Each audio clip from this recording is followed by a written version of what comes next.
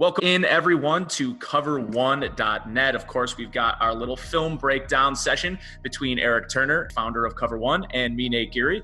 And Eric, I don't know if you remember this or not, but almost not to the date, but very close. What we were doing last year in these film sessions was trying to find evidence to figure out whether or not Nathan Peterman was going to be a viable starting NFL quarterback. And how the tables have turned, my friend, I'm feeling much better about where we are in terms of what we're breaking down this time of year heading into the 2019 season.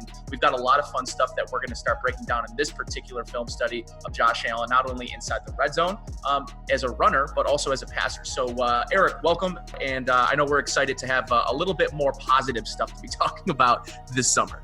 Yeah, this summer feels a lot different than last year. You know, last year we were talking about Nathan Peterman, AJ McCarron, Josh Allen getting third team reps, around this time. And yes, I feel a little more comfortable with the quarterback situation, that Josh Allen's going to be getting a lot of the reps this summer as minicamp begins here in the next day or so.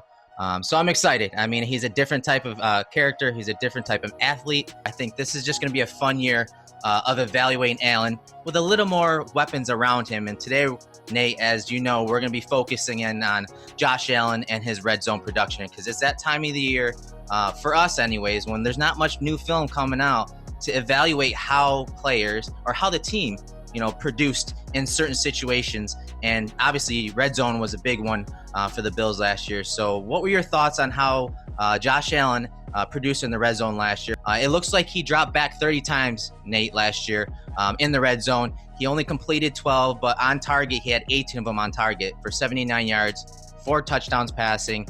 He did take 3 sacks and dropped one interception was thrown. But he did add in the rushing department too. Again, he's a dual threat, right, Nate? So he did add that.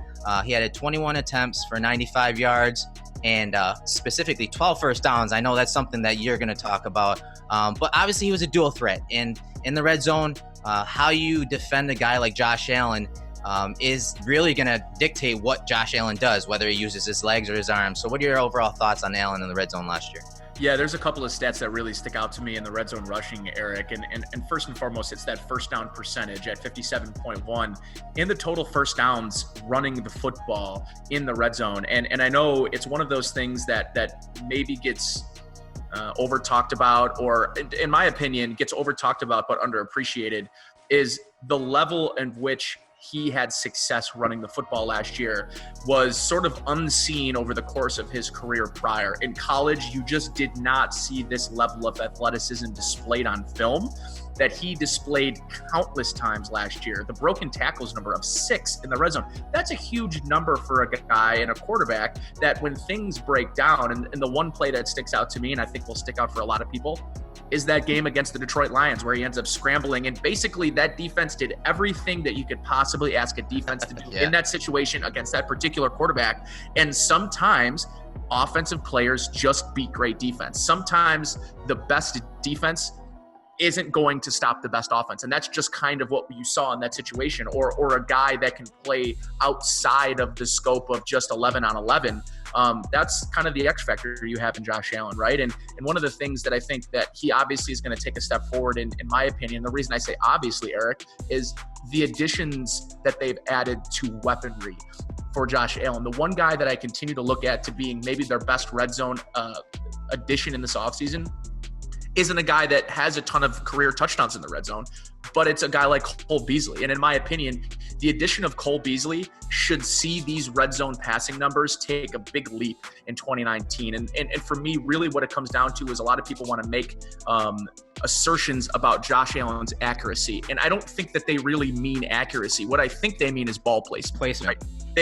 That's the word that they mean to say it. And I think a guy like Cole Beasley, who can generate an extra half a step or at sometimes a full step in separation, allowing your quarterback that additional foot to foot and a half of miss range, essentially, like the plus minus, is huge when you're talking about a young quarterback who at times does struggle with ball placement. But accuracy and completion percentage, again, I don't think are true metrics of what people really mean. And what people mean is ball placement. So a guy like Cole Beasley, to me, should help these numbers in the passing side really take a step forward, not only really just in total yards or touchdowns, but I think overall efficiency.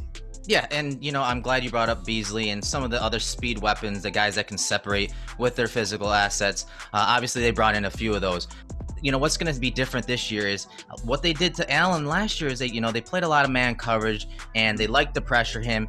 And a lot of those times, Josh Allen, whether it was, from the 20 to 20 or, from the red zone in, he didn't have the proper hot route to get the ball out of his hands. So he ended up having to rush it a lot. And I think having a guy like Beasley, a guy that can separate quickly in that short area, or that can recognize a coverage when they're bringing a blitz. He sees a safety stacked over the top of a linebacker or nickelback. He knows that a blitz is coming. He need to be that sight adjustment for his quarterback, a guy that has struggled versus pressure last year. So now when we whittled that down to the red zone, I think that totally applies. Having a guy that if they're gonna play, press, if they're gonna try to pressure him and make him make a decision quicker, well, guess what? Now he has guys that he can get the ball to immediately and have a little more space where that placement, like you said, doesn't have to be perfect, but has to be in a vicinity, can be accurate, generally accurate, so that receiver can, pluck it out of the air and then do something with it afterwards. So I think that, yes, I think guys like Cole Beasley are going to be a tremendous asset to Josh Allen, not just in the red zone, but when teams want to start pressuring him, not let him stand back there with a 3-man rush and 8 in coverage and let him just run around. When they want to pressure him to, whether it's rolling to his left or rolling to his right, like the Patriots like to do, force that hand, force Josh Allen's hand. I think that he has more options and more leeway to, maybe get rid of the ball quicker. That's something that he has to work on. And I think, like you said, those assets will help. So with that said, we're going to take some of these stats and we're going to, translate them to film and show you how it broke down in film in this next segment.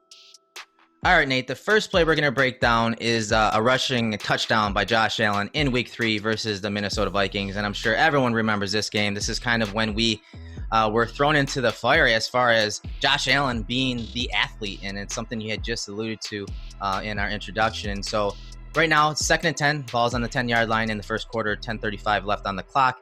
And the Bills send out 12 personnel, and it's a 2-by-2 set. You have Jason Kroom to the bottom of the screen. You have Charles Clay, the other tight end, in the slot to the top of the screen. You're going to see this 2-by-2 set almost set up Josh Allen with a middle of the field read. So basically, he's trying to hit Charles Clay in the middle of the field right here at the top of the screen in the slot. And if he's not open, which he ends up not being open, he's going to look to Ray McCloud. And I'll let it roll real quick, and then I want to take you back to what your thoughts are on this play, because obviously Allen go ahead and hits the top of the drop, looks for his first option, looks for his second option. His check down's eliminated. Chris Ivory is checked down and gets slammed to the ground by Linval Joseph, and he has nowhere to go, so he takes off. And of course, the rest is history here. So Nate, take us back to the top. What are your thoughts on this play concept from the 10-yard line, and obviously Allen, the athlete? Well, I don't love the concept because you're kind of wasting two guys, right? Like your two outside guys are essentially trying to create or generate some additional working place for those inside receivers to basically kind of move, especially you look at here, like a guy like Harrison Smith, right? Like on this play, who I think ultimately ends up being the reason that Ray McCloud can't find any open space to give Josh Allen the ability to make even what I would say is a throw that any NFL quarterback would be willing to throw. Like you look right here, there isn't really an option for your quarterback, whether you're Peyton Manning, whether you're Josh Allen, to create a positive play, right? Like there just isn't. That's as close as you're going to get with Charles Clay, and that is really risky business you're talking about right there. You've got Anthony Barr, who's in solid position on the backside over Ray McCloud. You've got the one high safety over the top, and you've got Harrison Smith sort of playing your robber position in this situation. So you've got maybe one of the best cover safeties in football in Harrison Smith, over a rookie who didn't create a lot of separation or explosiveness out of his break anyways. So this, I mean, if you're a quarterback, if you're 95% of NFL or just football quarterbacks in general, this play is likely a out of the back of the end zone, see the next down, right? But because of the athlete that Josh Allen is on this play, this is surely made based on nothing that was called, but this is something that you have alluded to in many times in the past as playing above or outside of the scheme or above the scheme, I think is really the best way to put it, because this right here is a perfect defensive play call against what the offense is doing. Linval Joseph, you mentioned there, is essentially doing two things, right? He's taking on a blocker and also gets rid of your safety valve, all in one false swoop. So That's a fairly decent, I wouldn't call him elite, but a really good interior defensive lineman. And that's just going to happen from time to time. It's not on the quarterback. But what is on the quarterback in this situation is his ability to recognize it quick. He recognized that there just simply was not an option for him in the designed area of the field, which, as you mentioned, was the middle of the field. These two route concepts and this play in particular were designed to beat the middle of the field. That defense, well, they I don't want to say they saw it coming, but their defense was meant to stop anything coming to the middle of the field. So if you're Josh Allen, if you're, Michael Vick, or you're, I'm not even going to say Aaron Rodgers makes a play this athletic. Deshaun Watson, maybe? Deshaun Watson. Like, there are very, very few players capable of breaking things down in maybe a matter of a second to understand that there is no play to be had with my arm here. The only play to be had is hopefully Anthony Barr slips. He does. He gets the leverage. And from the 10-yard line on, there are 3 players in the NFL to date that can make this play from the quarterback position. And the Bills have one of them. Yeah, it was pretty a special play. He jumps from like the 5-yard line, flies in there, and you see him. He's happy, and it was a great moment for Bills fans, honestly, to see him, especially in Minnesota. It's up there in Minnesota and a tough place to play. But I think again, it's playing above the scheme. But you also look at what Dable tried doing. I told you about the 12 personnel and trying to line them up, keep them. They're probably trying to keep them in base defense, but. Either way, no matter the 4 that they put out there at this time in the season, they aren't guys that were separating. So you can do all you want with your personnels, your formations, and all that, but very rarely are you going to outmatch this Minnesota Vikings defense. And so they proved it. They tried to attack in the middle of the field, hoping to get a linebacker probably on Charles Clay as the primary read there. They didn't get that. And, Anthony Barr drops a little bit into his zone, so he kind of takes away McLeod. Of course, Harrison Smith over the top, and as you alluded to, the safety over the top of the middle there.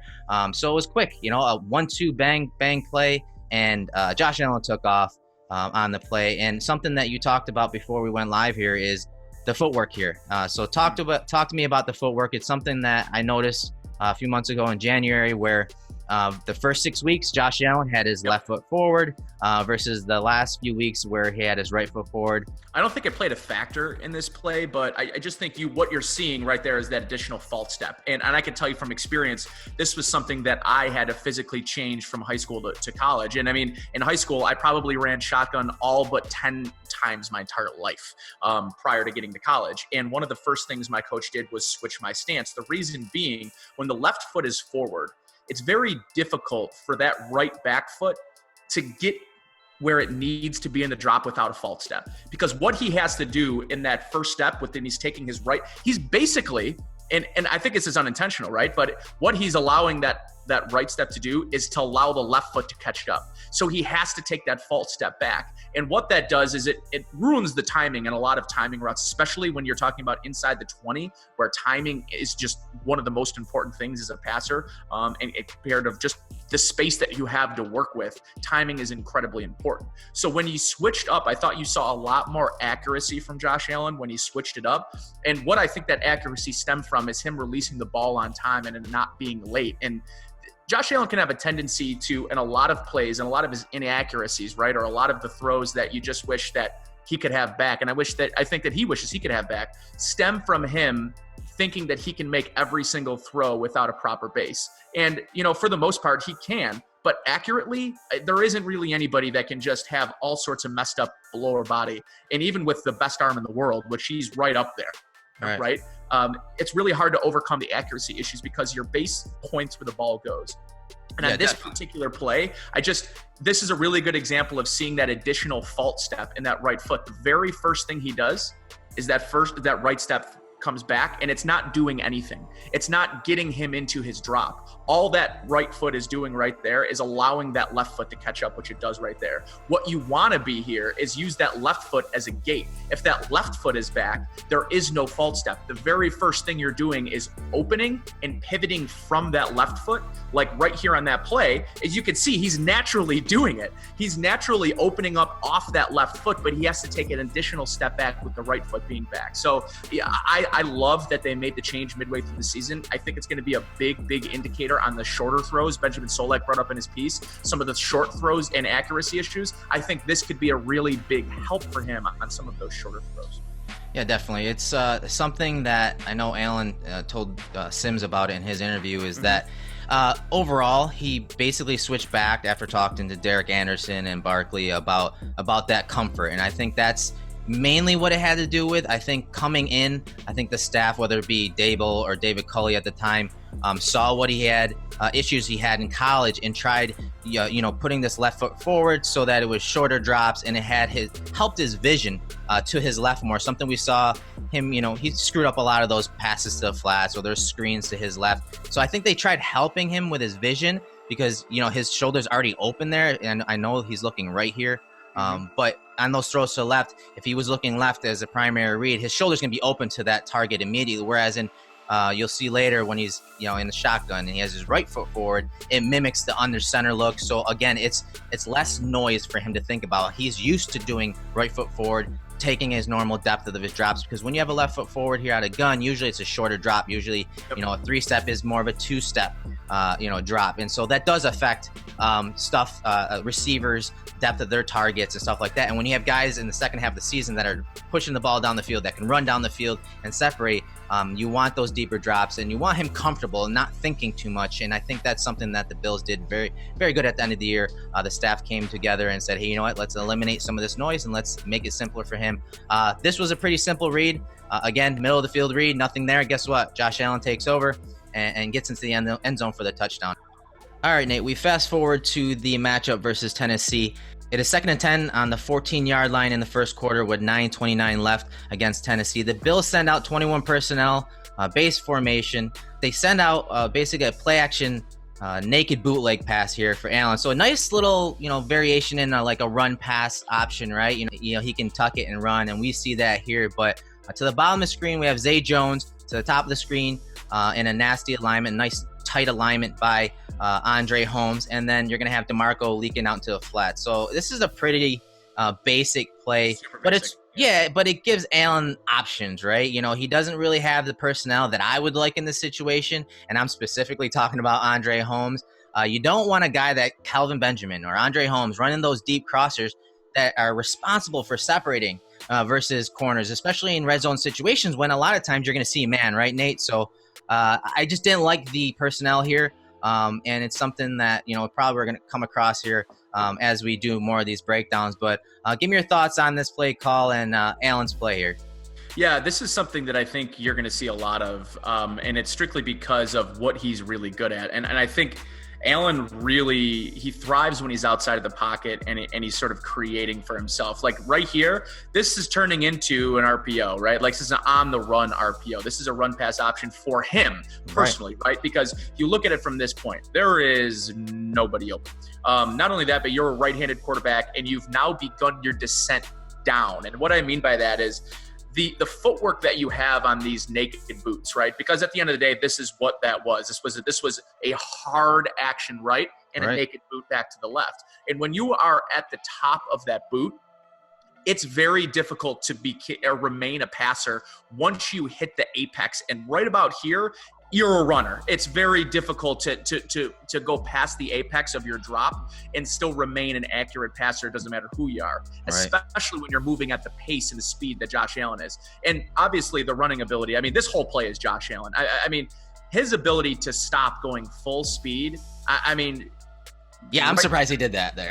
I'm surprised he's able to do it. I mean, just how big and how much the way that he moves, he should not be able to stop as quickly as he did and change direction and absolutely make an NFL level player look bad. That guy got roasted in his weekly film session. That guy got absolutely roasted for not throttling down. But the play itself is something I think you'll see a lot more of as the playbook continues to open up for Josh Allen. This is a very simple version of that play. As you can see, the hard action to the right that pulls the linebackers, it pulls the safeties. Josh Allen pulls up. Now that guy, that defender that came flat on that play's got zero chance in hell in catching Josh Allen. So I love the play from a basic Let's do what Josh Allen does well. This is what, week 5, week 5, I think it is. So this is a very simple concept for Josh to be able to read. DeMarco does a nice job of dipping his head level, and then finding the flat. In general, the play action here was a really nice one. I think it worked to perfection, but I think you're spot on. Andre Holmes being the guy that you're banking on to separate here.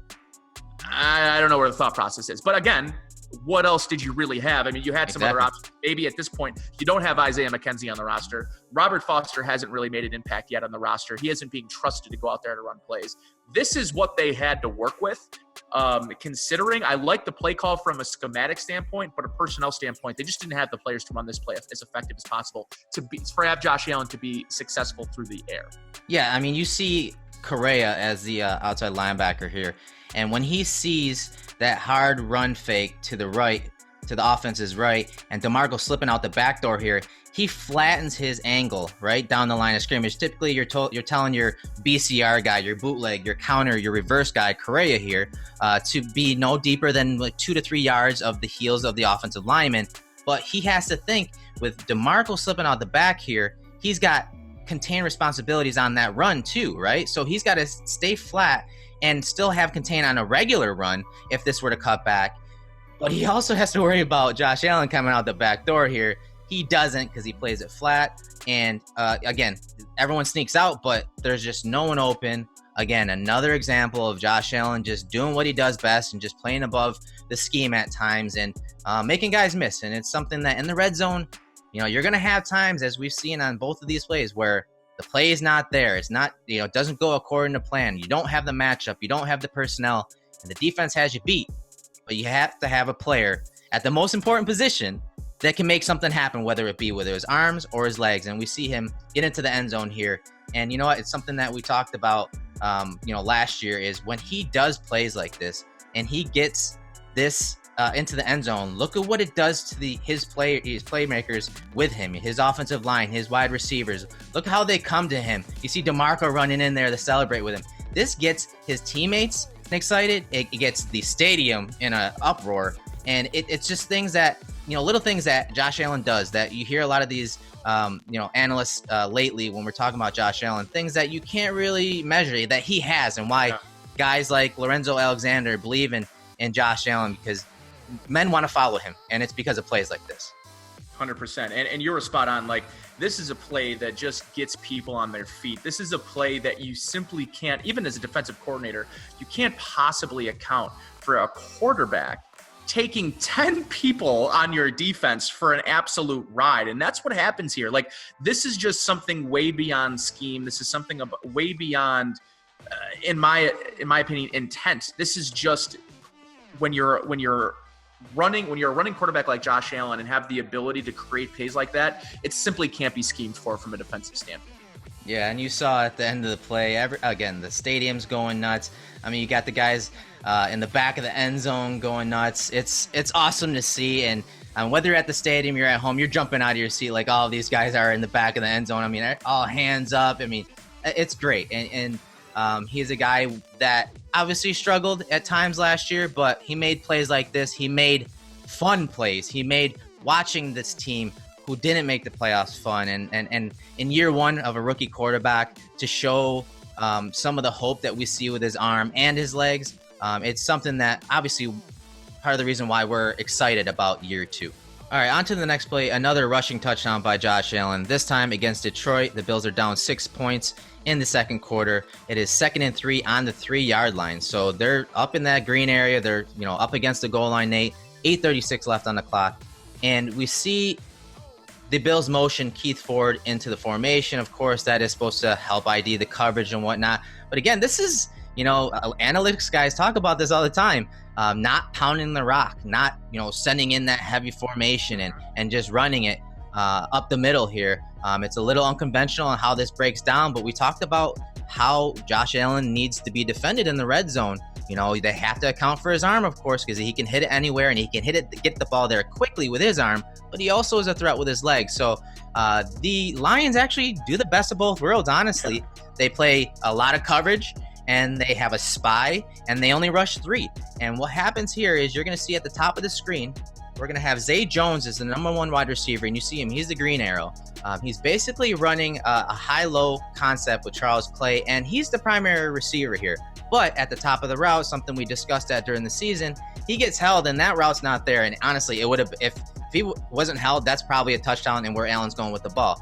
You're going to have the slot receiver to the bottom of the screen, Isaiah McKenzie right here, running a little deep over, obviously accounting for the condensed area and adjusting his route a little bit. But if this is zone coverage, if this was, say, a red zone cover 3, something like that, he's going to attack the back line behind the linebackers, but away from the safety. Probably sit in that area of where his route is marked there. But again, I'll let the play roll here, and you'll see that, there's really, really nothing here. And Allen's standing back there. He's got all day. And if you go back and watch the game from the broadcast angle, in this particular game, Dable said, hey, you get a 3-man rush. Go ahead and take it. Use your legs.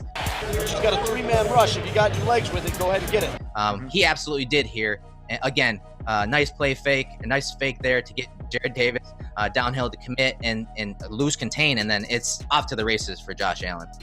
Yeah, and your point, what I loved about what the defense does here, right? Like the defense essentially tries to stay in their base formation, and they're not exactly changing their philosophy based on the personnel package that's being thrown at them. We're basically running a 3-4 here with it looks like maybe a nickel, but I think that's their safety. So they're basically running their version of their 3-4 in a more condensed area. So I love that because of that. And what they end up seeing here is obviously that spy here puts himself out of position by attacking the quarterback. That's like, in my opinion, if I'm a defensive coordinator, I don't love that my spy pursues him up the field. I'm staying at the 2-yard line and making Allen beat me to the outside. He invites Allen to beat him here. And I think it really becomes down to, that's a young player in Davis himself, the linebacker. That's not, I don't think it's something that was probably coached, especially with what Josh Allen had been doing the previous weeks and what he did after this game. This is sort of a cautionary tale for a spy going up against Josh Allen. Is your pursuit of him up the field will definitely result in your demise and or a touchdown from Josh Allen. This is really a perfect example of it. He's so difficult to take down when he gets a head start. And I mean, by God, right here, when he stops, watch Jaron Davis. I mean, good luck. I mean, it doesn't matter. Like, you could be, I don't know, you could be Luke Kuechly in this situation. The leverage that Josh Allen creates by taking the depth of the drop that he takes, I mean, he's at the 10-yard line. He's creating leverage right here against that spy defender. So if you're that spy defender, what you can't do is get vertical. You have to stay horizontal. He doesn't. Josh Allen recognizes it, puts that little shimmy right there, right? Stops and goes. And there's nothing a defender can do in that situation. And he just makes it an unbelievable play to get to the corner before any other defender can get there.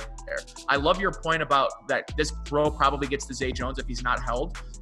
I also think this is a really good evolution example. And what I mean by that is, instead of having a Andre Holmes try to create separation on a crossing route, you have Isaiah McKenzie, right? That's the evolution of the Bills offense last year, was that instead of a guy who simply can't create separation, and the only thing you can really keep Andre Holmes on the field for is special teams, jump ball situations, this is a player right now that created that separation. Now, the throw clearly shouldn't have gone there with the defender that was holding up Zay Jones. That would have been a nightmare throw. Right. But what you're seeing is the evolution of the personnel in the offense and being able to find guys that can find a little separation at the line of scrimmage and throughout their route. So this play as a whole was perfectly defended if you're a defensive coordinator, except that your spy sort of went rogue and really ended up costing them the play. Yeah, and you know what? It comes down to that. In these situations, you're trying to find your matchup, and the matchup in this play was Josh Allen versus the spy, right? I mean, yes, maybe that's the last option that you want as an offensive coordinator. Mm-hmm. But if you have it, and he's naturally wanting to do that, why box him in, right? So, I mean, though, Eric, like you know what Josh Allen does that I love is he forces defense, and this is why I think he says, outside of his arm strength in the red zone, why he has success in the red zone area is because he forces teams to stay. I guess I'm struggling to find the word. They have to stay within what they're being coached. If you for a minute go outside of what you're supposed to do, Josh Allen can take advantage, whether it's athletic ability or his arm strength. Like, you need to be so contrite inside the red zone and so concise. Like, you have to be on the money. If you make one slip up, he's got the athletic ability and he's got the arm strength to beat you in that short area. And that's what I love about him, is you have to be so disciplined as a defender. And if you just make one mistake like Jared Davis does in this play, and he makes the mistake of getting vertical and trying to chase Josh Allen, which is not his job, but based on the player that Josh Allen is, he forces guys to think, well, I need to play outside of my discipline to make a play here. And that's just what Josh Allen wants you to do. Yeah, it's great because he not only, makes Jared Davis commit and then make him miss, but you watch this other guy that has a set of eyes on him, and you have another defender over here that has a set of eyes on him. Exactly right. And they're kind of remaining disciplined here on the backside. Well, okay, he could always skirt back out this way, especially with the leverage they have with the offensive lineman up here. He could always squirt back out left, so that holds those guys. And then you just have, everyone in chase mode. And yes, he only ran a 4.75, but his play speed, his game speed is a lot faster than that. And I think a lot of the league didn't realize that. And I think it's going to change this year. They're going to see some different looks. But you saw it here and how his athleticism caught this defense off guard when going into this game. That's all that defense was talking about. It's just another good play where, hey, we're going to play coverage on this, right? And well, guess what? You have coverage and you have, a couple spies on them. It's still not enough if you don't have the disciplined players behind it. So again, I'm glad you brought that point up. So another good play by Josh Allen to get into the end zone for the Bills. All right, Nate, the next play is another rushing touchdown by Josh Allen. This time it's against the New York Jets. 9:43 left on the clock. It's 2nd and 6 at the 6-yard line. So again, we're almost up against the goal line here. Bills send out 21 personnel, twin set to the field, and they run a little play action pass to the field here. It looks like they're honestly trying to get it to DeMarco out of the backfield here. The defense does a good job of covering down and pretty much matching up perfectly with everyone. So Josh Allen takes it in his own hands and runs it in for the touchdown. And we'll go ahead and break this down a little closer here once we get to the end zone angle. But again, talk about your thoughts, Nate, on the play selection, Josh Allen's decision-making here. And again, Dable giving Josh Allen a nice little easy read, run-pass read for him, keeping it simple in the red zone. Yeah, again, I love the ability to keep it simple, especially in this part of the field. And one of the things, too, that you'll notice on this play, I agree. I think this is meant for DeMarco, and you brought this up, prior to us breaking this play down. But I do think that Charles Clay probably invites his defender and gives him a better opportunity to complete this pass. I think that had Charles Clay remained disciplined on his route and continued to stem to the pylon instead of immediately to the goal line, that if he stays flat, that he probably gives Josh Allen a wide open target or an easier target for him to hit. Having said that, I don't think Chris Ivory does a great job cutting his defender, and he really ends up only about pausing him for a second or a moment. He doesn't do a great job of taking him out of the play like he should have, which I think forced Josh Allen to break that play out wider than it was intended to. Had Chris Ivory been able to get him to the ground, I think Charles Clay probably makes a catch and is in the end zone for a touchdown here. I thought Pat DeMarco was well covered on that play. There's nothing that you're, as an offensive player, as a quarterback, that you're going to do here to try to get DeMarco the football. He's just covered well. Even really from the start, even really where you want to deliver the ball, which is right here to DeMarco, I'm still probably not delivering that football based on, and you're going to wait for that mesh to develop. The problem is the mesh develops and Charles Clay doesn't remain disciplined on the route, and he ends up really allowing Jamal Adams to become a player on this play. Really what happens here is everything else breaks down once again, and a lot of it is due to not necessarily the scheme, but the personnel running the scheme. And Josh Allen is able to sort of overcome some of the shortcomings of his personnel on a route and a scheme that I thought was probably built to score here. It was just the execution of that and lack of talent at the personnel. But, this is a lot like a lot of the other plays that we've seen here, where it's just Josh Allen and the other 11 defenders, and good luck trying to catch the guy. Yeah, I mean, every little thing, every little mistake by Ivory of not cutting properly, by Charles Clay of, again, like you said, when you're hitting this mesh, you're attacking in the upfield shoulder here, but then you're getting flat. And yes, I know you want to get in the end zone, Charles, but if you remain disciplined and went down the line that was set for you, you're going to have the separation from a really good player, probably one of the top 5 safeties in the league, and Jamal Adams, who can close like the best of them. You're giving him that much more leeway to close on you. Whereas if you remain disciplined down the line and at the 3-yard line there, he's probably going to be open and, probably be the touchdown as the third option on this play. But again, the small little mistakes made by the personnel forced Josh Allen to keep it here. And you'll see it's pretty cool here how it breaks down. So you're going to have these 2 linebackers here. And these linebackers in man coverage here are basically responsible for the running backs. And based on the release of those running backs, that's how they cover down. So it's not like, Williamson here has Chris Ivory from the get-go. It's based on how they released. Well, they obviously released to the same side.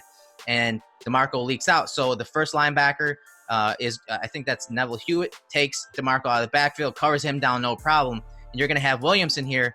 He sees his guy, and you can watch him. He's watching him the whole way. Here's Ivory making the cut. His man's on the ground, but he's got to stay with Ivory just as he gets up. I mean, if you remember a couple years ago, Tyrod Taylor hit Charles Clay as I think it was a third option where Clay kind of did that rollout, fake the block, and then underneath, Taylor hit him. It's kind of along those lines where, he's still a live option, Ivory is, once he gets up. But that opens the lane. Williamson staying with Ivory here opens that lane for Josh Allen. And obviously you see Allen, he's actually still looking to pass here. Yes, he is.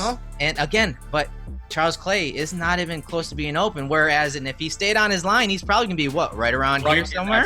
Yeah, 100%. And the other thing, too, that I love about Josh Allen is he'll throw it at the line of scrimmage if he had to. In this situation, if Avery Williamson decided, you know what, it's my duty to take out Josh Allen on this play, and Chris Ivory got some depth and went towards the S right there. Yep. Josh Allen probably throws that football because that's the kind of player that he is. He did it a couple times. I mean, he did it at the Vikings. He did it against, I think it was later in the year, against maybe the second Jets game, I think. He did it a couple times already. There's no doubt about it. Yeah, so this is a really good example of, I think, again, I just think the talent level around him sort of boxing him in. And I think this goes towards a lot of what people talk about in context when evaluating Josh Allen. It plays like these where you just, your players aren't doing, I mean, look at the separation right now that Charles Clay has, and look how quick it was taken away. And I think on top of it being a poor route from Charles Clay, I think it speaks to the level of which he's playing at this point in his career with all the injuries, and I think this is the unfortunate part of it is just, I mean, he literally gives up 7 yards of space that he created with the actual schemed route, and just lost it all by poor route running, and probably at this point just lack of athletic ability. Hands down, and it's a part of the reason why he's obviously not on the team anymore. So with that said, let's go ahead and move on to the next play. All right, Nate, the next play is a passing play to Zay Jones for a touchdown. Bills are up 7-0 against Miami Dolphins. It's the first quarter. Ball's on the 18-yard line. First and 10 situation, 8:38 left on the clock in the quarter.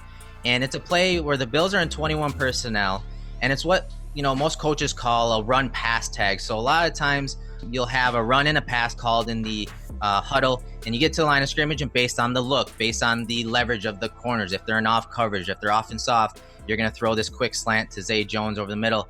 To me, this seems like something between the quarterback and the receiver here. The offensive line has no idea that Josh Allen actually is going to throw it here, and you see that in their footwork. You see them fire out low with their helmets down. They're block and run here, and it looks like it's basically like a little isolation run to the weak side here. But what it does for the defense is it gets those linebackers, those fast-flowing linebackers like Kiko Alonso, Jerome Baker right here. It gets those guys to read and stick to their keys and come downhill because they see run, and you can sneak a receiver behind it. But the issue with this positive play being a touchdown and all is Josh Allen's footwork. And it's something, again, we've talked about this whole offseason. And honestly, going back to his college tape, is his footwork was not on par here, was not good enough here. But Zay Jones bails him out and of course, gets it into the end zone. So, Nate, I'll take it from the top.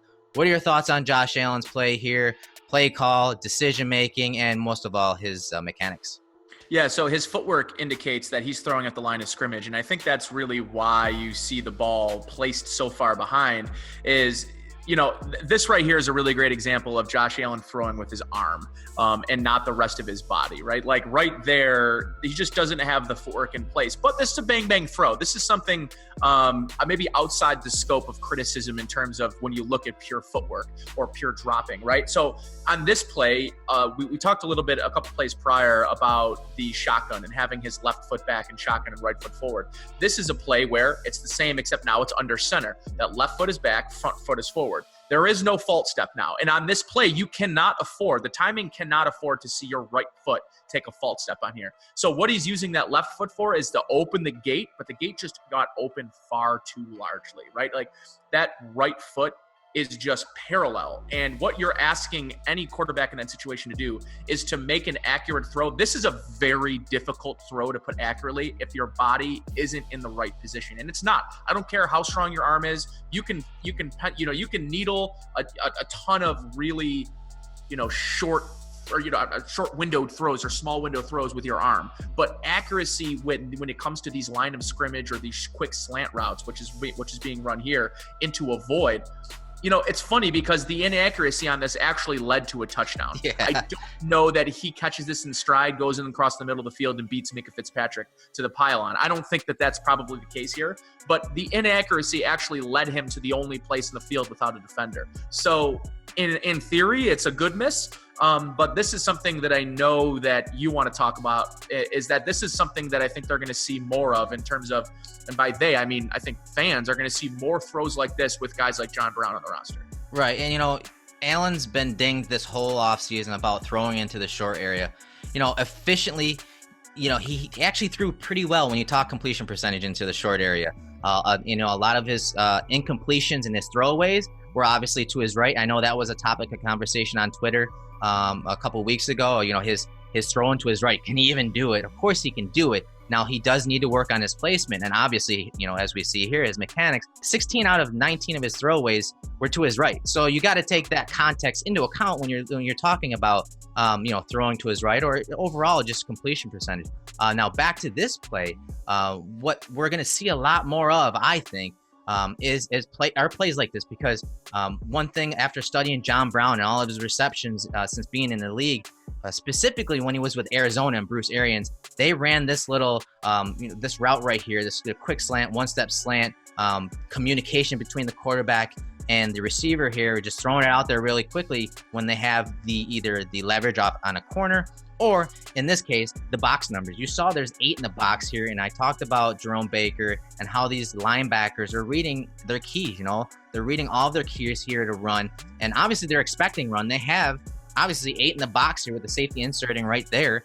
So as those offensive linemen fire out, you're going to have those linebackers either stay flat-footed or actually, get into their gaps. And you see that here, and it leaves that void behind them. So with how John Brown threatens defenses down the field, you're going to see a little more off coverage, and especially in situations like this, that'll give easy layup throws for Josh Allen. And he just needs to be efficient with his mechanics and footwork. And again, I don't think obviously his footwork was bad here and the placement was bad.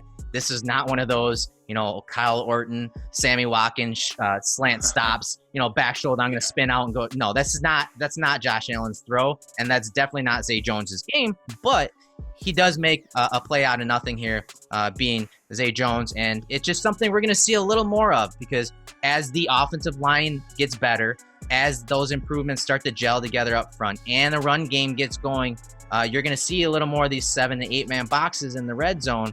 And you're going to have a lot of one-on-ones outside with these single high sets that the offense has to take advantage of, because you know what? They're going to force, the defensive coordinators are going to force Josh Allen to beat them with his arm. And they're going to stop the run game with all the different options and upgrades that they had there in that game. And Josh Allen's going to have to make throws like these, but he's going to have to make them better, because he's not going to have the type of talent that can always bail him out on these plays. No, that's right. And I think the integration of John Brown is the most exciting portion of this short passing game, and where it can be if Josh Allen can get in sync with a guy like John Brown, because you mentioned it too. I mean, just what he was able to do in Arizona with Bruce Arians, I think maybe gives you a little sneak peek of what they could potentially do with Josh Allen. And again, these are really ways, and I keep harping on this point, that if you want to bring up Josh Allen's completion percentage, right? They need to formulate an effective screen game. They just haven't had one in years. Right. They just haven't, right? And Rick, that was one of my big things with Rick Dennison, is his refusal, and maybe inability more than refusal, to just create any sort of opportunities for their quarterbacks to get some, I mean, an early screen pass, early in the game or mid-game, or to start a drive really can help the confidence of a quarterback, especially when you've got running backs like LeSean McCoy, who all it takes is one or two moves on a screen pass. And they just need to develop some easier opportunities for Josh Allen to get easy completions. And I think stuff like this, the integration of plays like this and run pass options at the line of scrimmage that empower Josh Allen to say, you know what, I'm going to use my arm on this play. And I have the guy with the capability of making a play on this. And they have that this year for the first time. And I think, obviously in Josh Allen's tenure, which has only been a year, but in quite some time. Yeah, definitely. And those options, whether it be at running back, up front, or at the receiver position, I think are going to open things up, especially in this red zone, because again, I think we're going to see a slightly different approach from defensive coordinators. They're going to force Josh to not get 7 touchdowns in the red zone. They're going to force him to try to pass it and live with those, 4 to 7 touchdowns passing, on plays like this, that he's got to be on point and doing something that maybe he's not the most comfortable doing, but he's got to show that he can do it consistently enough that changed the defensive coordinator's mindset and play calling in the red zone. All right, Nate, the next play, the Bills are tied up with the Miami Dolphins 14-14. We're in the third quarter, 9:48 left on the clock. We're in 3rd and 5, so we're in a critical down and distance here around the 5-yard line. And the Bills send out 11 personnel and align them in a 3-by-1 set after shady motions in. And that motion, again, tries to ID the coverage, and it does appear to be some type of man coverage. But if you look to the left side of the screen, there's really no split safeties. There's really no single high safety. So they're kind of muddying up the looks here. But Josh Allen recognizes it. He calls alert here, and you'll see here in a second the routes to the top of the screen, more of zone beater routes. To the bottom of the screen, 3-by-1, you're getting an isolation route, some type of leverage type route and throw from Robert Foster versus, I think, one of the depth cornerbacks of the Dolphins. So it's a pretty good matchup for Robert Foster and Josh Allen in the offense, because obviously Foster was hot this second half of the season, and he was a playmaker, a guy that could separate with his speed and whatnot. So this is what it looks like. You're going to see Kiko Alonso and Jerome Baker off the edges, off the perimeter, look like they're going to blitz. And, Josh Allen sees it. Again, he called that alert. And if those guys are blitzing, who is in man coverage versus the tight end and versus the running back? You're going to have probably these two safeties right here, and they're kind of stacked. You see them there. And this is not a normal formation for a defensive structure for the Dolphins, even front. I mean, you got Kiko and Baker off the perimeter, and you only have two safeties middle of the field. It's something smells fishy, and Josh recognized it. We'll see here once I let it roll. Josh Allen just takes the isolation route, just a little back shoulder fade to Robert Foster, and you'll see Robert Foster at the bottom of the screen. He does a little 4 quicks, 1, 2, 3, 4, bangs it, gets his head around quickly, and because he's not going to be able to get to the back of the end zone, he's expecting a back shoulder throw. There's no way he's going to get to the back of the end zone. So he and Josh obviously showing here they have rapport. They're on the same page, right, Nate? And so hits the back shoulder throw with some force and does a good job of getting his feet down for the touchdown. So let me hear your thoughts on this play, how Josh read it, his decision making, and if maybe get into some of his mechanics once we get to the end zone angle. Yeah, first and foremost, I'm really excited that Adam Gase is still in the division, because his teams play with such lack of discipline. This is another really good example of it. I mean, Robert Foster, let's talk about footwork, right? Both from Josh Allen's perspective and from Robert Foster's perspective. I love, and you mentioned him being hot, and I think the real reason has become is the timing between him and Josh Allen were so in sync. This is a really perfect example of it. His head is around before he makes his initial break. And to me, I don't care who's at corner there. You could put Xavier Howard there, and you know what? Maybe 2 or 3 more times out of 10 that's an incomplete pass or an interception. But I still think that he's going to win the majority of the time based on that footwork and timing that he established. And obviously the throw here is ideal. It's perfect. But what you saw from Robert Foster there is really high-level nuanced stuff. He created the timing with the route that he ran. And then you look at Josh Allen on this play. Yeah, I mean, his footwork's not good here. But again, he sort of overcomes that poor footwork with unbelievable arm strength and the ability to throw a back shoulder throw, something that he does well. On this play, though, you really would like to see him take a more nuanced, take a more traditional drop out of shotgun. He makes the alert play here. So I love the understanding pre-snap that he's able to identify there's something funky going on. Whether or not these guys are just blitzing to contain the outside and force me up the middle where I've got some support, Minka Fitzpatrick and the other safety, and we want to turn Josh Allen into a runner thinking that he can't possibly break to the outside because of all the contain we have, or it's just, I think really what it comes down to is a lack of discipline and a breakdown from this defense, and that's really ultimately what I think it is. And yeah, no, definitely. Let me get into the protections before we show his footwork, because you're gonna see, he called alert here. He said, again, something was up, all right? Something was up. There's no safeties really. They're kind of in the middle field, almost at linebacker level. And so you'll see the center here pointing out the mic. So the center, the right guard, right tackle, and tight end who stays in the block. Those 4 guys are responsible for the 2 down linemen and then possible 2 blitzers being Minka Fitzpatrick and Kiko Alonso to the right. And then to the left, you're going to have a 3-on-4 because there's a down lineman actually right here. So there's actually 4. So 3 of those guys have to be picked up by Teller, Dawkins, and McCoy here. All right. And the 4th guy, if he were to blitz, if say the safety does blitz, or, Baker off the edge, Allen's going to have to account for someone if that's the case. And so I remember Allen saying during the post-game press conference that basically he did see cover 0 here. And he was spot on with that recognition, because you'll see once I let it roll that, there's no one in the middle of the field. This safety is basically covering McCoy if he were to release. This safety, Fitzpatrick, would account for Jason Kroom if he were to release into a route. So they're sending, basically 5 out into a route eventually. But those 2 guys stay in. That does happen. They have, check releases and whatnot. You'll see Kiko come off the edge here. And Kroom, for some reason, steps inside to try to help Jordan Mills pick up his guy. And Alonso gets the edge. So, again, Allen's hands forced here. He's going to have to use his arm, right, Nate? He's going to have to make a play with his arm. And although his feet aren't perfect, he is able to, win this play. Or as we talked about, win the play with his legs or his arm.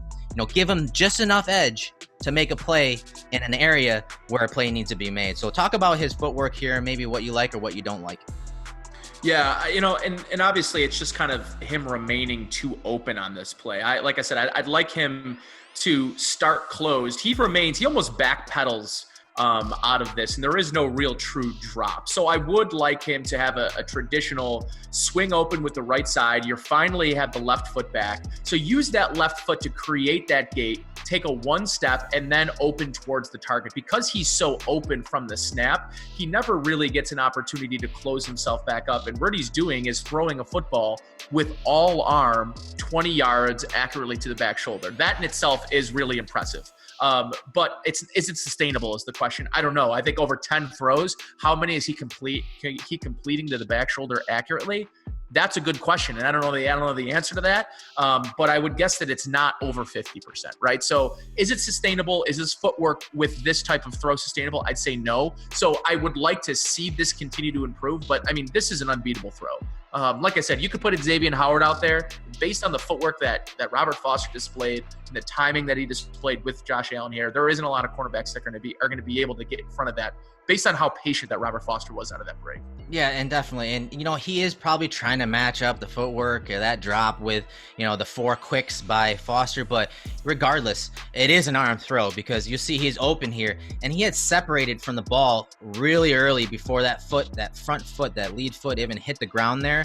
And that's just showing you that most of the velocity on this killer throw is being generated from his hip, the torque in his stomach, and then obviously just the arm talent, how it translates up through the core, up through your shoulder and out his fingertips on this throw. That's how the velocity on this throw from the left hash to the, outside the numbers there to the boundary is generated. And this is not easy. And yes, it's a near hash throw, but to get it there right with that timing in that tight window to that area with no legs is not something that, obviously he probably doesn't do all that well, but on this play, even off platform, he's able to make this throw with velocity. And I think that's the key. Yep. A lot of quarterbacks in the league can make off platform throws, A lot of quarterbacks can make them, accurately, generally, or even with good ball placement. Josh Allen isn't that guy. I don't think he ever will be. He needs his footwork, and that's why we harp about footwork for so much. Some guys, they can thrive without footwork. They have the arm talent to place a ball perfectly without his legs being under him or proper mechanics. Josh Allen's not that guy. Again, I don't think he ever will be, but if he can somehow find a good middle ground to, consistently nail throws like this when he doesn't have his platform, that's where his game could go on another level, because that's his number one weakness, right? His footwork, his mechanics.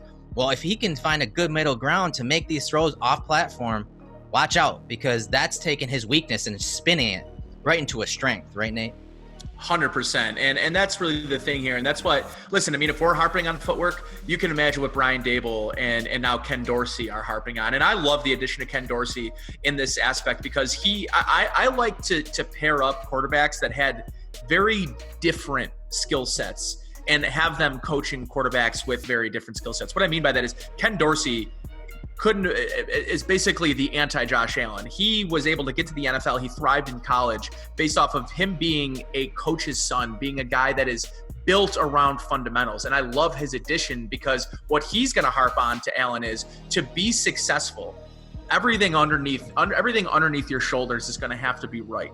And I think with David Culley, I like David Culley, but I love the experience, the playing experience that Ken Dorsey is going to be able to rely upon when coaching Josh Allen and say, right, listen, I was able to succeed without the arm strength or arm ability that you had, strictly because I focused all of my time on making sure the fundamentals, the timing aspect of my drops and my throws were all the same, that I could do 100 throws to the same place and they'd all look exactly the same from a fundamental standpoint. And that's what I love about Ken Dorsey's introduction into this offense, and more importantly, the introduction into Josh Allen's development. Yeah, no doubt. Mechanics and from the shoulders up, he's done it on every level. Again, you said coach's son. That stuff matters. And, nothing against David Culley. Right, exactly. He wasn't cut from that cloth. He didn't experience it the way Ken Dorsey had, and Josh Allen will. So a great point about Dorsey and what they're trying to do, not just obviously with the roster, but from a teaching and from a coaching standpoint. Maybe Dorsey tells him, hey, great recognition here, but we need to tighten up some of your mechanics here once you hit to the top, to getting you to the top of your drop, so that maybe you can consistently make this throw. And if he can consistently make a back shoulder throw, you can't defend it. We see Aaron Rodgers do it week in, week out. We see Drew Brees do it down the seam week in and week out.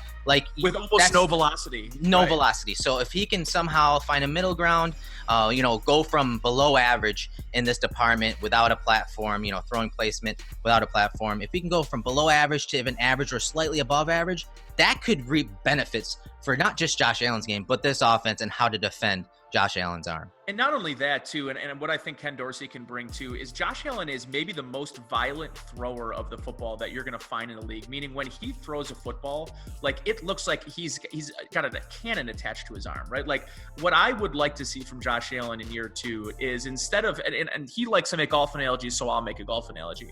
When you're sitting in the tee box and you're swinging 100%, think about how many times you're going to put that in the center of the fairway. I'm a golfer, Eric, so I'll tell you, I haven't swung my driver 100% since I was 15 years old. And the reason being is, to play a good round of golf, you really need to be playing from the short stuff. You need to be playing from the fairway. And similar to Josh Allen, is what he needs to understand is not every throw needs 100% Josh Allen velocity. Sometimes if Drew Brees can thrive and be a 40 touchdown, 5,000 yard thrower this long and this far into his career, it's not because he's throwing guys open. What it is he's just got this understanding and level of timing that, at this point, Drew Brees is throwing at, 65 to 75% of his full arsenal. I don't want to know what Drew Brees would look like if he was throwing the ball with his 100-mile-per-hour fastball. Yeah. It probably would flutter, and it probably wouldn't look very good. Mm-hmm. Most guys can't throw with the velocity and with the just aggressiveness that Josh Allen throws it with. So I'd like to see him just kind of take a little off and focus more on the fundamentals. And the only way you can do that is if you're taking a little bit off of that. Definitely. No, it's a play where, again, he showed great mental awareness from the shoulders up, recognized the coverage, and this time the defense sends pressure off the edge so he can't just take off. The middle defenders hold their ground pretty well, and you got those safeties just pretty much spying now, hanging out in the middle area because the running back and tight end didn't leak out. And so he really had no choice but to throw it out wide to Robert Foster on the isolation route, and he nailed it off platform. All right, the next play here is against the Miami Dolphins again. It's 2nd down and 15, Nate. We're at the 15-yard line in the second quarter, 11:53 on the clock, and the Bills are down 7.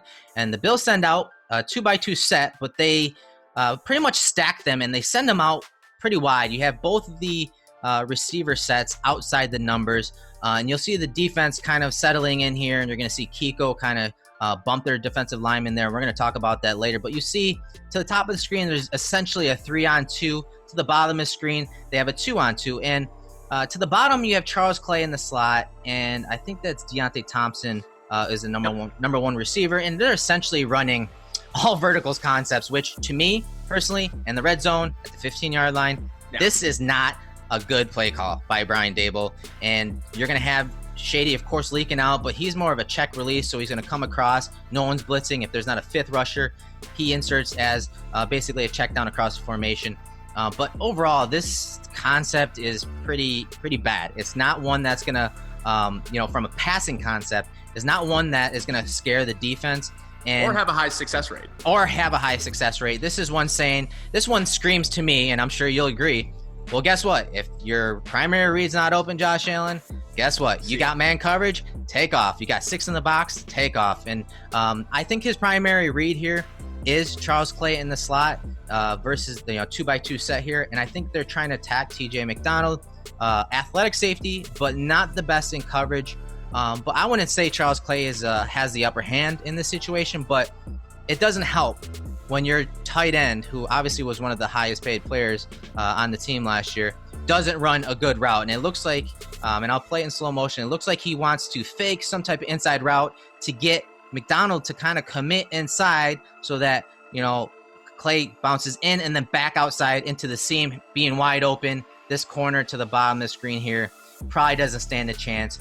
No one in the middle of the field to help out. I think that's where he was targeting, and you can see Josh Allen's eyes kind of looking that way. But Charles Clay doesn't run a good route here. He does not sell any type of inside route here. You'd like to see him not only fake this right here, you see his right leg playing here, but when he's making this fake inside, where are his eyes? His eyes are still upfield. He's telling that safety, McDonald, that, hey, you know what? He's telegraphing it. Yeah, he's telegraphing it. I'm not going inside. I'm going right upfield, and that's what he does, and there's no one open.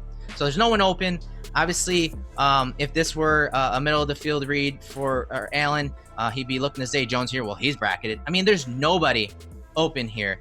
And throw in how the right guard, Searles, there is being pushed back, and Allen really has nothing to work with here. He extends the play and makes one of your favorite throws, I know, from the season, from the numbers, running right, back across his body to Zay Jones in the back of the end zone. So this is nearly at least a 30-yard throw, low for only Zay Jones can catch it. And talk about the play call and Josh Allen's decision-making here, maybe some of Charles Clay. Let me hear what you got on this play, Nate. Yeah, I mean, Kelvin Benjamin could have stayed home, too, on this particular play. He could have just, stayed in Buffalo, and I think it would have been just fine. And I think what you saw here is, to be honest with you, it's a bad route from Charles Clay. It doesn't look like he's really giving much effort on this play. The nuance of the actual route requires you to make the defender think about whether or not he needs to go inside or remain over the top. And he doesn't put him in any sort of conflict at all. Attack that short arm, right? Attack that short inside arm. Just make it difficult for him. It's just a lazy route.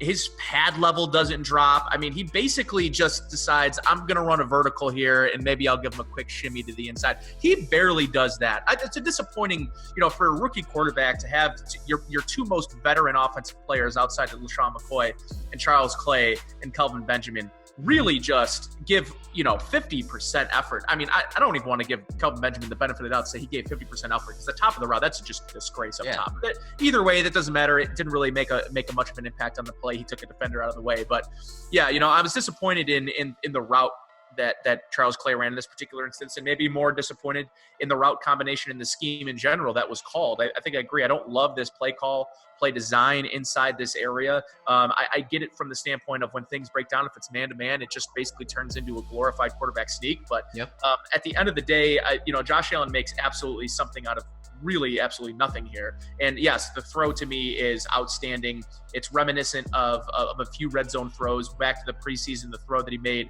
to Rod Streeter that I think a lot of people that maybe started putting Josh Allen on the map was that throw. This is a much more difficult throw. He's not running forward to a certain extent, but on this play itself, what I love about this is Zay Jones isn't open right now.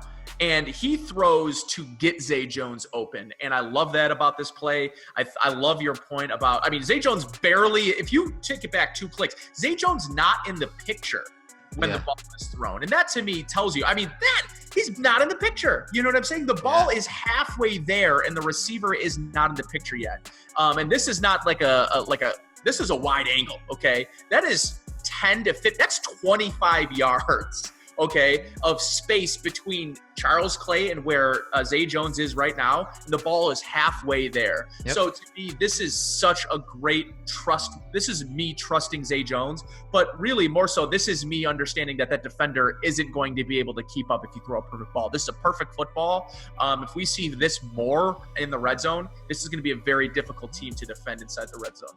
Yeah, and I'm glad you brought that up because although we don't like the concept called the all verticals in this area of the field, one thing it does is if teams are going to play man coverage in the red zone, you saw those 2x2 sets, they're split way out there a lot of times. And the Seahawks come to mind. When they do that, it's usually for a zone read. And you see Kiko Alonso prior to the snap, you see him bump and basically change a front here. And, I don't know the exact reason. My guess is so that if they were to run some type of inside zone here or even a zone read, which most of the time when the Seahawks split those guys out like that and they have man coverage or they have that 3-on-2 coverage, it's to lighten the box. You got 6 here. So you have 5 offensive linemen and obviously the quarterback and running back. So typically in a zone read situation, if Allen had the total keys to the offense here, he could switch to a zone read and the offense would have a hat on a hat because, of course, if Shady gets a ball here, this will be your crash player, right? And that would put Josh Allen one-on-one with McMillan here. All right. So, obviously if that DN crashes, he's reading him. So that's something to keep an eye on. If teams want to play man coverage and the Bills can lighten the box this way, and I know the fans don't want to hear Josh Allen rushing. Well, guess what? He's a threat in the red zone with his legs. You got to keep that in the offense. You have to make the defense respect that. And on plays like this, maybe in the future, they get this similar look. Josh Allen checks to his own read here. This is a lot easier touchdown. This is a better matchup, Josh Allen versus McMillan, to get into the end zone. So that's something to keep an eye on later. Again, just something to add on to this discussion. But, you see the offensive line does a decent job of blocking the 4 up, but you see the right guard kind of get pushed into his lap. And, the clock's ticking. He's getting towards the end of it here. Clay's not open. He extends the play, and as you said, from nearly the 20-yard line. And keep in mind, this throw, this play, this touchdown was right after a play that Josh Allen had just run a touchdown in from closer, but it was called back on a hold on Wyatt Teller. And that was a play where I showed it on Twitter where Kiko Alonso tried taking a cheap shot at Josh Allen 2-3 yards in the end zone going right at his knee. What does Josh Allen do? He comes back and makes this play. The metal on this kid, the brass on this kid, and how he doesn't let one play affect the other, and how his mental toughness is there, and that's why this organization loves him and loves guys like that. Guys that have been through some stuff, that have, had to really earn every yard and every rep to be on the roster. Guys like that just, they thrive in situations like this. They don't let, one play get them down. They come back and throw a strike and show a special arm talent on this play to Zay Jones. Yeah, absolutely special arm talent. And what I'm most excited about and what these types of things show us, Eric, is just how excited we could and should be with the additions that they've made to the offensive line and plays like this in particular, right? The additions that they made at the wide receiver position, guys that aren't a waste, guys that aren't running 30% on a go route on the backside of a play just because it's convenient, right? And having guys in the middle of the field, they go out, they create competition at the tight end position, younger, more talented players that can provide on a play like this maybe the necessary effort that it takes to get themselves open on a play like this. So there is so much potential to a play like this that really, in my opinion, would have been a wasted play for a lot of quarterbacks in the league. And right, I mean, he takes a shot at the end of this play too. And don't let that fool you. That sort of play with his body going away and taking a shove from a defender, that jarred his head a little bit after that play, 100%. No doubt. So, like, he takes the shot, he delivers an unbelievable, that's a special ball that he just threw right there. And, one of the things that I keep going back to is how excited we really should be with the level of competition they've created at the skilled position on the offensive line too. I mean, I'm really excited about what the prospects could be if this offense is able to function better around Allen, because Allen's just going to get better. To me, this whole thing all along was, can the people around him match that development? And I think we're there. No doubt about it. It's going to be a great, fun year, honestly, to look at Josh Allen.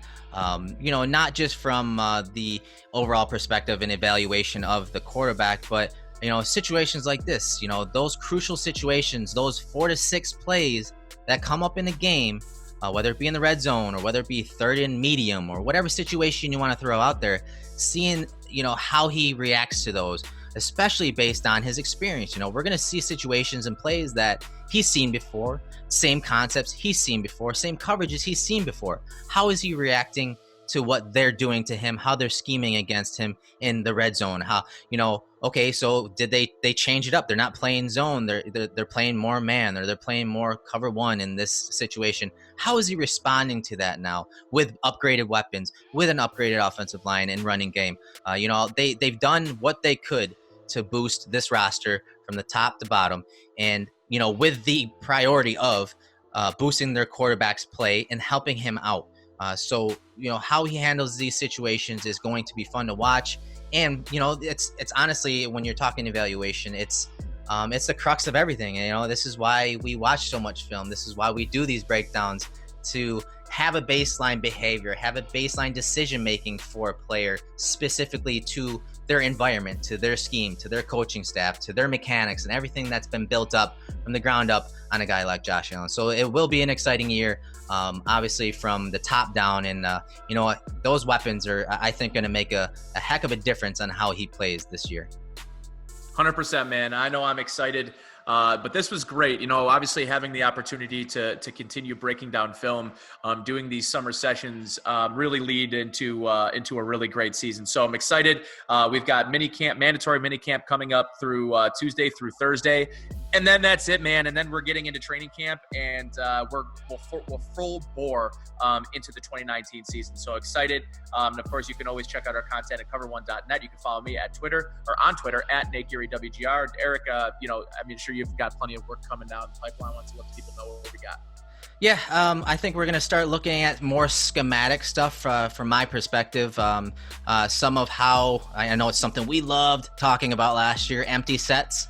And kind of touched upon that here, and how, they obviously are going to have to build upon how they use the empty sets and how those weapons out on the outside and up front are going to really force the defense's hand. So I'll be taking a look at some of that stuff and looking at it from a few different angles here in the next couple of weeks. But I'm excited about this year, and as you can expect, we're going to be doing these on a weekly basis, as time permits. And thank you for joining in. We couldn't do this without you guys. And get to cover1.net. Check out all of our NFL draft articles, all of the, post-draft stuff that Russ and Christian and those guys are doing.